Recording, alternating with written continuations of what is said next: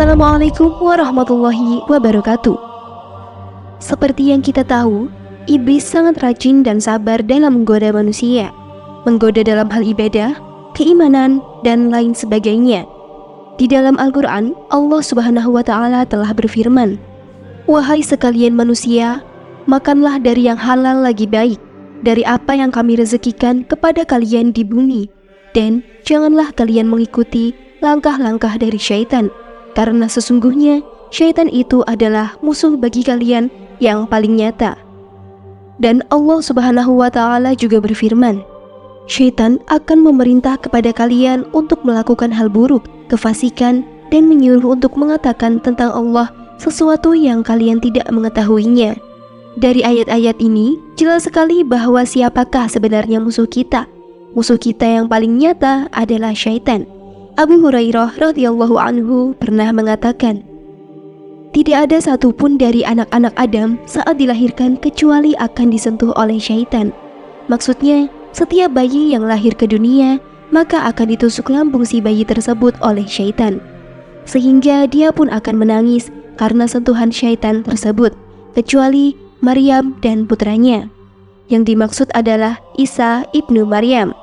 Lalu Abu Hurairah radhiyallahu anhu membacakan satu ayat yang artinya, "Dan sesungguhnya aku akan melindungi dia dan dirimu dan anak keturunanmu dari syaitan yang terkutuk."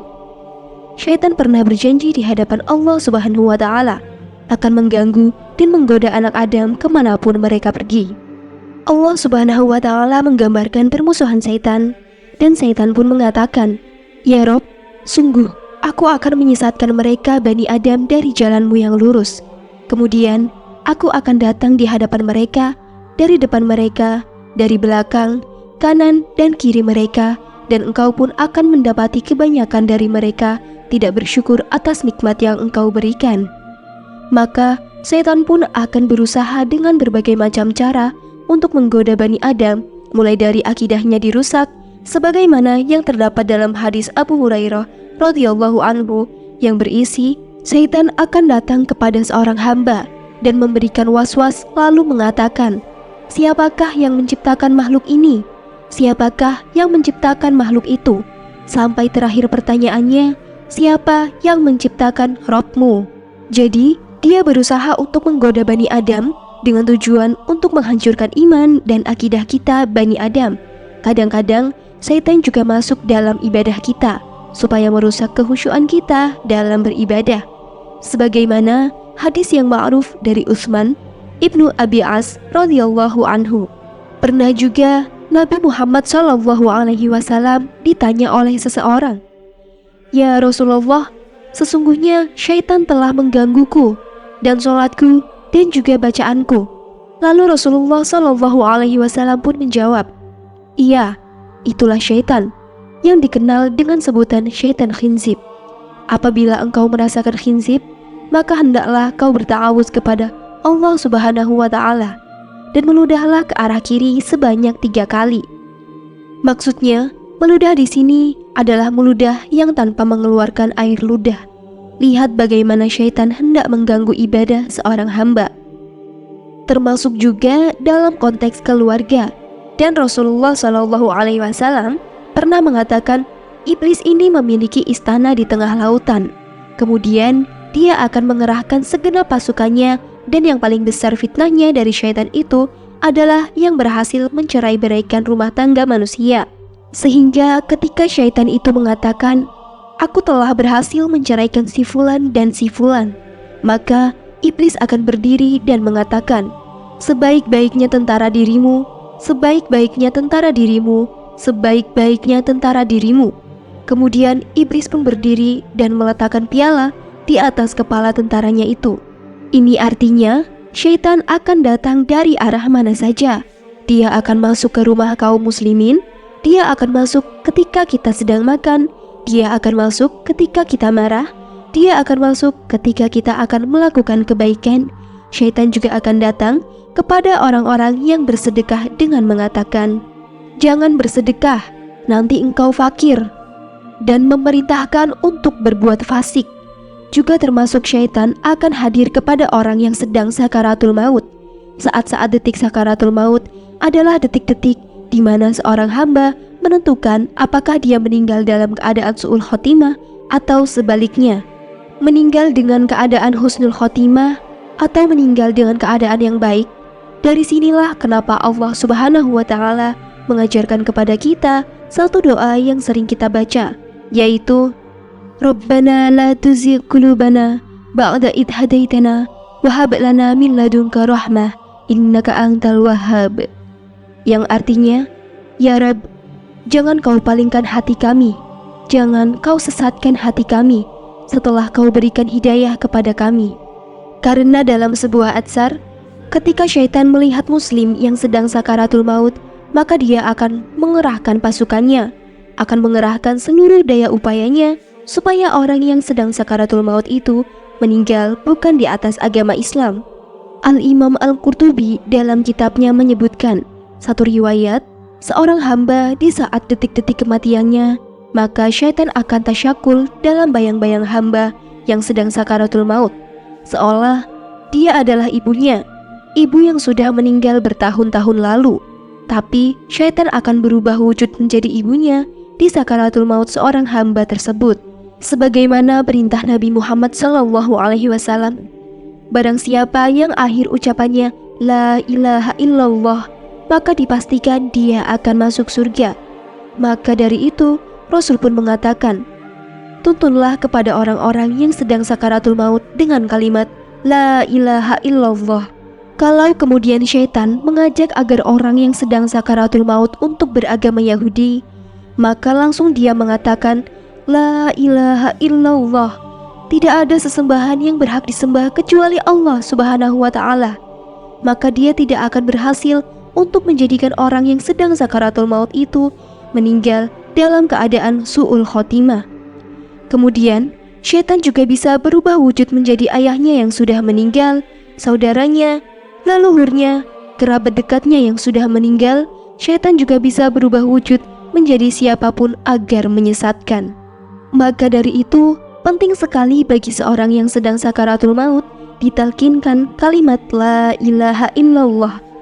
Karena begitulah syaitan berusaha supaya orang yang sedang sakaratul maut ini keluar daripada agamanya, keyakinannya, dan keimanannya. Terkadang kalau seandainya orang yang sakaratul maut ini sedang sakit parah, dia tidak akan tahan dengan sakitnya, maka akan terbayang-bayang. Dan dari situlah syaitan akan datang dan mengatakan, di sana ada seorang dukun, di sana ada seorang tabib, di sana ada seorang tukang sihir, yang kalau saja kau panggil dia, maka dia bisa mengobati dirimu. Lalu diajak untuk melakukan kesyirikan. Na'udzubillah. Maka Allah mengatakan di dalam Al-Quran, sekali-kali tidak ketika nyawa berada di kerongkongan orang tersebut. Dan apa kata Allah? Siapa yang akan bisa meruqyahmu? Siapa yang akan bisa menyembuhkanmu, mengembalikan ruh ke dalam jasadmu?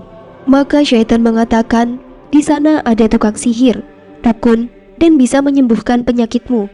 Dan kalau dia meyakini kalau di sana ada tukang sihir, dukun, dan meminta keluarganya untuk mendatangkan dukun sihir tersebut, maka syaitan berhasil untuk menjadikan orang ini mati dalam keadaan su'ul khotimah. Maka dari itu Allah mengatakan, tidak ada yang bisa memberikan ruqyah, mengobati dirimu, karena bagaimanapun juga apabila telah datang ajalmu, tidak mungkin diakhirkan dan tidak mungkin dikedepankan waktunya, sudah pasti pada waktunya.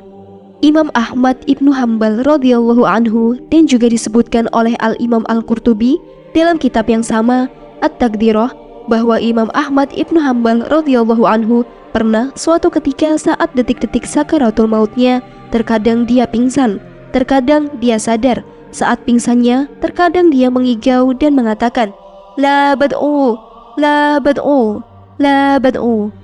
Kemudian saat sadar, anaknya Abdullah Ibnu Ahmad Ibnu Hanbal radhiyallahu anhu mengatakan, wahai ayahku, sesungguhnya saat engkau mengigau, aku mendengar engkau mengucapkan, La bad'u. Apa maksud dari ucapanmu itu, wahai ayahku? Maka Imam Ahmad bin Hanbal mengatakan, sesungguhnya syaitan itu datang kepadaku. Dia hendak memfitnah diriku.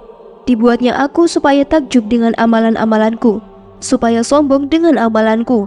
Dibuatnya bangga aku dengan semua amalan-amalanku. Maka aku katakan, tidak, pergi kau dari sini. Akhirnya, dia pun tidak berhasil menggoda diriku. Karena memang Allah Subhanahu wa Ta'ala mengatakan, sebab kalau seandainya engkau mengingat Rabbmu, mentauhidkan Allah Subhanahu wa Ta'ala saat detik-detik terakhir sakaratul mautnya, la ilaha illallah, maka syaitan akan berpaling dan lari darimu. Dan ketika syaitan sudah tidak berhasil lagi mengganggu kita saat sakaratul maut, maka malaikat akan turun dan Allah Subhanahu wa Ta'ala mengatakan, sesungguhnya orang yang mengatakan Rabb kami adalah Allah, lalu kemudian istiqomah, maka detik-detik sakaratul maut malaikat akan datang untuk membisikkan ke telinga dan mengatakan, jangan takut, jangan bersedih hati, dan berbahagialah karena Allah Subhanahu wa Ta'ala telah menjanjikan surga kepadamu.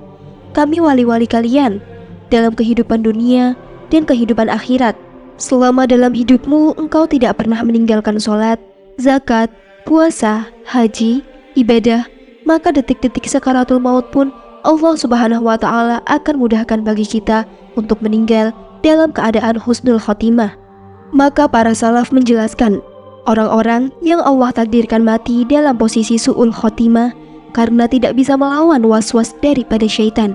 Al-Hafiz Ibnu Rajab Al-Hambali radhiyallahu anhu ketika menjelaskan perkataan Abdul Aziz Ibnu Abi Ruwad ketika ada seorang laki-laki sedang sakaratul maut, kemudian ditalkinkan kepada laki-laki itu, la ilaha illallah. Tiba-tiba dia mengatakan, aku tidak mau mengucapkan kalimat itu, dan aku kafir dengan kalimat itu. Dan dia pun terus mengulang-ulang dan mengatakan, aku kufur dengan apa yang engkau katakan. Padahal orang yang mentalkinkan ini menyuruh agar dia mengucapkan kalimat la ilaha illallah. Sampai akhirnya kemudian dia pun meninggal dalam kondisi tidak mengakui kalimat la ilaha illallah. Benar sekali menurut sabda Nabi Shallallahu Alaihi Wasallam. Dan tidaklah setiap hamba dibangkitkan seperti keadaan dia mati, dan manusia itu meninggal biasanya sesuai dengan kebiasaannya. Kala kehidupannya terus dalam kemaksiatan pada Allah Azza wa Jalla, maka dipastikan dia mati dalam keadaan su'ul khotimah. Tapi kalau kebiasaannya adalah beribadah kepada Allah, menjalankan perintah Allah, dekat dengan Allah Subhanahu wa Ta'ala, berusaha melaksanakan syariat Allah, maka insya Allah Allah akan menutup perkaranya dengan husnul khotimah. Barang siapa yang memberikan hartanya di jalan Allah Subhanahu wa Ta'ala, bertakwa, membenarkan akhirat, insya Allah Allah mudahkan jalan hidupnya. Mudah untuk sholat, mudah untuk zakat, mudah untuk sedekah, mudah untuk mendengarkan ilmu agama, mudah untuk qiyamul lail, maka Allah mudahkan untuk beramal soleh yang lainnya, sehingga Allah tutup dengan amalan soleh yang sudah Allah mudahkan padanya, dan dia pun meninggal dalam kondisi husnul khotimah.